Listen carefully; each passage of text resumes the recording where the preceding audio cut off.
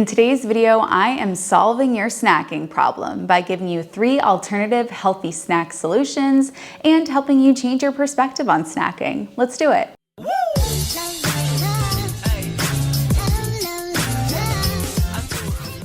If you're new here, hey, I'm Healthy Emmie, and did you know I'm running a free webinar, 5 Steps to Thriving on a Plant-Based Diet? I'm gonna walk you through it as a nutritionist and a weight loss specialist, so make sure that you've signed up for that.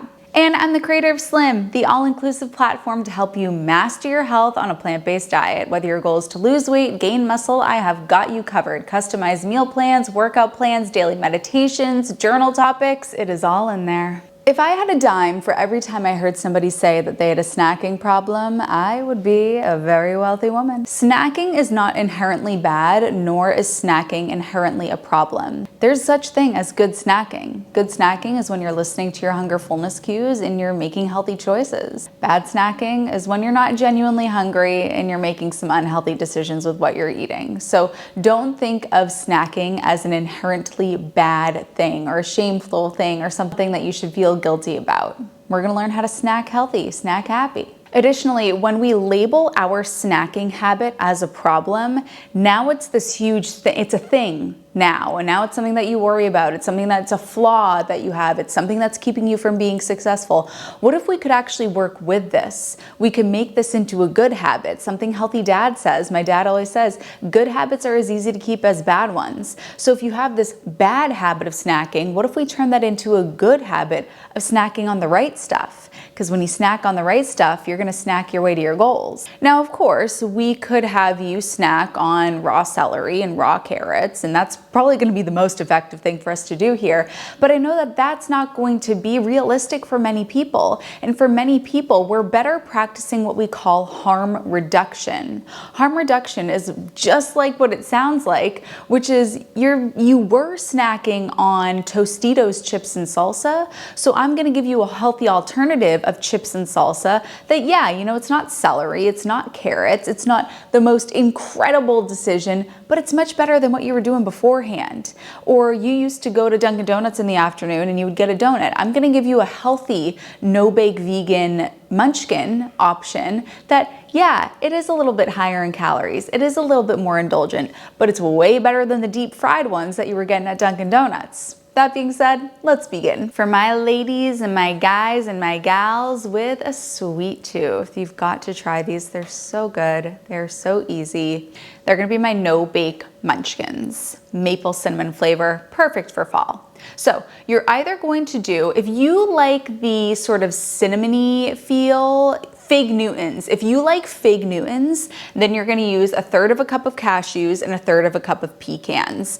If you wanna keep it more munchkin-like, then do 2/3 cup of cashews. Make sure that you've soaked them. Ideally, soaked the cashews for 4 hours.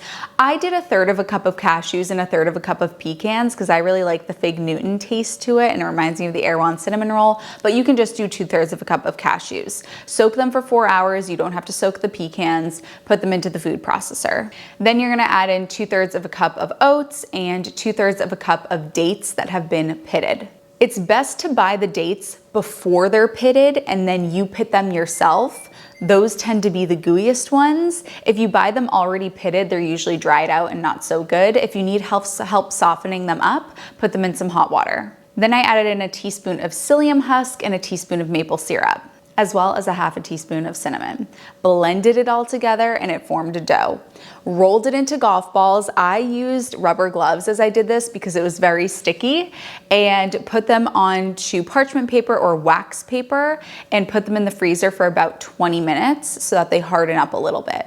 Then I made the glaze. The glaze is 2 tablespoons of maple syrup, a tablespoon of non-dairy milk or aquafaba. I just happen to have aquafaba, so I used it. Some cinnamon, about a 1/2 teaspoon of cinnamon, and then I used a little bit more psyllium husk to just sort of thicken it up a little bit into a glaze. Then poke the donut holes with a toothpick, roll them into the glaze, ideally store them in the fridge overnight, ideally, and then have them the next day. I find that they're a lot more flavorful and a lot less wet the next day. But what's so great about these is honestly, you have 1 or 2 and they're so satisfying. They just hit the spot. You are not going to want to feel like, and you have to believe this as well, you have to have this mindset, you have to think this way. You cannot say, I'm gonna eat the whole batch. Well, you just said that it's gonna happen, so now it's gonna happen.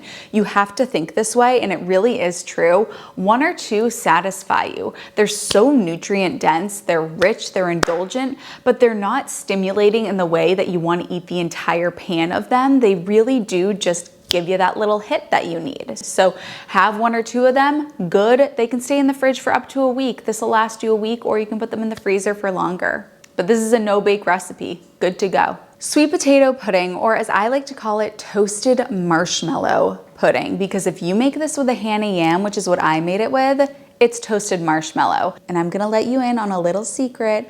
I didn't have it as pudding, I had it as ice cream. I just got a Ninja Creamy. Forgive me, Lord, for I have sinned. This stuff should be illegal. It is so good. I'm whipping up recipes left, right, and center. Head over to my TikTok. If you want to see me in a more casual, laid back manner, head over to my TikTok. I'm just hanging out over there, but I'm making recipes up the wazoo in my Ninja Creamy. So I baked a Hannah yam, put it in the oven at 400 until it was baked through. Took about, this was a bigger one, so it took about an hour and 15 minutes. I do prefer to bake it because it gives that burnt toasted marshmallow flavor. You absolutely can steam it. It's gonna be a little bit more wet, but there's something about roasting it that gives it that smoky toasted marshmallow flavor that's very unique. You could use any sweet potato. I had the Hannah yam though, which really gives that toasted marshmallow vibe. Then all I did was peel the skin. I ate the skin after I peeled it because that's where all the fiber is. And I said, I cannot bring it in me to throw this out. And I love the skin of potatoes. So I ate the skin. Then I mashed it up and put it into the food processor. The amount of milk that you use is going to be dependent on a lot of things. How big your potato is, you're gonna have to go based on consistency. So it could be anywhere from 1/4 of a cup up to an entire cup based on what you want the consistency to be. So because I knew I was making this into ice cream and I was putting it in my Ninja Creamy, I upped the amount of non-dairy milk that I used, and I used about a cup of non-dairy milk. And then I used a little bit of guar gum. You don't have to use this if you don't want to, but I've been using it just because I'm new to the Ninja Creamy, and you are supposed to use guar gum or xanthan gum, something to thicken it up a little bit. So I used a little bit of guar gum, which really does thicken it. And then if you wanted to add in extra sweetness, 1 or 2 tablespoons of maple syrup, 1 or 2 dates, blend it all together, a little bit of vanilla extract, maybe a little bit of salt as well to enhance the flavor, a little bit of cinnamon. Any of those add-ins are gonna be fine, depending on what level of sweetness you like. And remember, you can always add, but you can't take away. So feel free to blend it all together and then take a little dollop of it and see if you need to add in some maple syrup or some vanilla extract, or blend in some dates or some cinnamon or some salt to get to your desired level of sweetness. You can either put this in the fridge and have it as pudding, or you can put it in the Ninja Creamy like I did. So I put it into my Ninja Creamy pint in the freezer for 24 hours. You have to put it in for 24 hours. And then I spun it in the Ninja Creamy once. I didn't add any sweetener before I put it into the Ninja Creamy. So I just had the potato, the non-dairy milk, and then a little bit of guar gum. And I think I put in a little bit of vanilla extract, I believe I did. And then put it into the Ninja Creamy for 1 spin on light ice cream. And then I put in a tablespoon of maple syrup and respun it.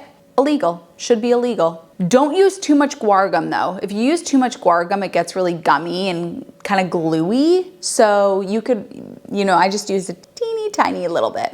Let me just pause and tell you about 2 very important things. Number 1, I have a healthy snacks cookbook. So if you like this video and you want all the snacks, get my healthy snacks cookbook. It's linked here on the screen. And also, please make sure that you are supplementing with vitamin B12. If you are eating a plant-based diet, this is a non-negotiable. And this is the cleanest one that you're gonna find. It is linked in the description.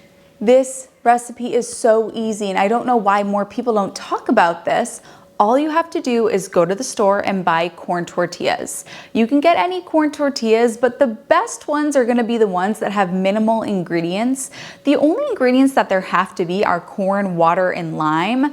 It's kind of tough to find ones that are just corn, water, and lime. You can find some at Whole Foods, but if you can't, no big deal. The only other added things that you're gonna find are some gums, which aren't that big of a deal, some xanthan gum or some guar gum, really not a big deal. Get your corn tortillas. Make sure you're not getting flour tortillas that have the hydrogenated oils and all the gunk in them. None of those. Get the corn tortillas. Preheat the oven to 400 degrees. You can either have your tortillas frozen and you can break them up, or you can have them fresh and cut them into triangles. So cut them into 6, which is like the hardest word to say. If you're in the UK, you say 6, but if you're in the US, you say 6. Wait, no. Okay, if you're in the UK, you say, I'm thinking of the Ed Sheeran song. If you're in the UK, you say 6. Yeah, but if you're in the US, you say 6. Worst word. Worst word. Cut them into 6 pieces. Put them directly on a baking pan right in the oven. You have to watch it because everybody's oven is different. Some ovens it'll take 8 minutes, some ovens it'll take 12 minutes. It'll take around 10 minutes to have them be nice and crispy. Err on the side of caution because they are gonna crisp up once they're out of the oven. So err on the side of caution, take them out before they get burnt. Pair them with salsa, bam, there you go. 1,000,000 times better than the deep fried tortilla chips that you're getting at the store that have 8 pounds of salt added to them. You can add a little bit of salt if you want to. When you lay them on the baking sheet, squeeze on some lime and then sprinkle on some sea salt or some pink Himalayan salt. Still gonna be a lot less than what you're getting from the bagged one in the grocery store. But do keep in mind that the salsa that you're using is gonna have added salt to it, so you might not even need to salt the chips. I don't salt the chips. As for salsa across the board is pretty safe from the grocery stores. The only thing that you need to make sure of is sometimes they do add sugar. So if you get one that's like a mango flavor or a pineapple flavor, sometimes they are adding sugar to it. Love to have this with salsa. Love to have it with pico de gallo, guacamole, oil-free hummus. I was gonna say oil and hummus. Oil-free hummus. These are all great options. If you made it to this point of the video, comment snack queen. And if you like this video, you're gonna love the next one that pops up on the screen, another healthy snacks recipe video. I got you covered. Don't forget to sign up for the webinar. I will see you at the free webinar, and I'll see you in my next video, more healthy snacks. I love you, honeys, and I'll see you in my next video.